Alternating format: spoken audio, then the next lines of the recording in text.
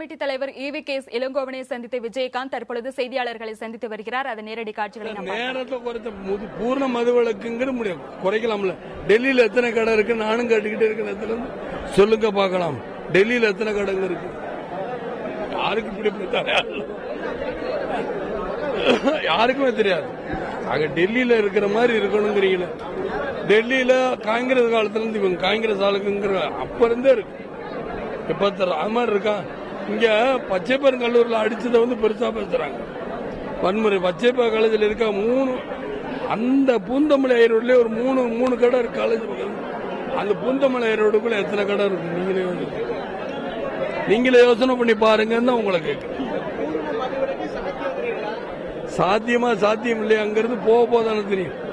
பூர்ண மதுவில கொண்டு வருமா இல்லையாங்கிறது பாருங்க. சாத்தியமா சாத்தியம் இல்ல நீங்க கேட்டு நீங்களே எங்களை ஊசர் பண்ண, நீங்களும் எங்களுக்கு சப்போர்ட் பண்ணணும். மீடியாக்களும் சும்மா ஜெல்லாக்கு ஜாலரா அடிச்சுக்கிட்டு இருந்தா பத்தாது. கேபிள் எங்களுக்கு கேபிள் டிவி கொடுத்துருவாங்க அப்படின்னு ராதாகிருஷ்ணனுக்கு பயப்படக்கூடாது. உடுமலைப்பேட்டை ராதாகிருஷ்ணன் பயப்படக்கூடாது. இதற்கும் ஜெயலலிதாவுக்கு பயப்படாம நீங்க ஓப்பனா மக்களுக்குன்னு எது இருக்கு? எதுவுமே இல்ல.